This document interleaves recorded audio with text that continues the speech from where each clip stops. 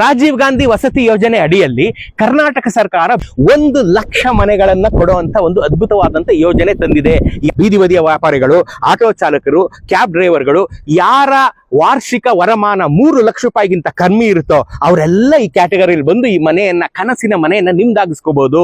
ಈ ಮನೆ ಸಂಪೂರ್ಣ ಕಾಂಕ್ರೀಟಿನಿಂದ ನಿರ್ಮಿತ. ಅಯ್ಯೋ ನಮ್ಮ ಮನೆ ಸೋರ್ತಾ ಇದೆ, ಆ ಸೀನೆಲ್ಲ ಇಲ್ಲ.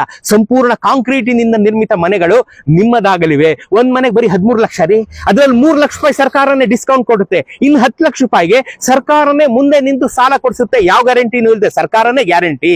10,000 ರೂಪಾಯಿ EMI ಕಟ್ಟಕ್ಕೆ ಶುರು ಮಾಡ್ತಿರಲ್ಲ, ಅದರಲ್ಲೂ ಪುನಃ ಸರ್ಕಾರ 2,500 ರೂಪಾಯಿ EMI ಕಟ್ಟಿದೆ. ನೀವು ಬರೀ 7,500 ರೂಪಾಯಿ EMI ಕಟ್ಟಿದ್ರೆ ಈ ಕನಸಿನ ಮನೆ ನಿಮ್ಮದಾಗಲಿದೆ.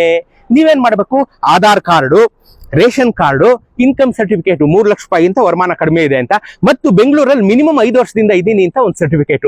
ಇಷ್ಟನ್ನು ಈ ಕೆಳಕಂಡ ನಂಬರ್ ವೆಬ್ಸೈಟ್ ನೀವು ಸಬ್ಮಿಟ್ ಮಾಡಿದ್ರೆ ಇಮಿಡಿಯೇಟ್ ಆಗಿ ಈ ಮನೆಯನ್ನ ನಿಮಗೆ ಕೊಡ್ತಾರೆ.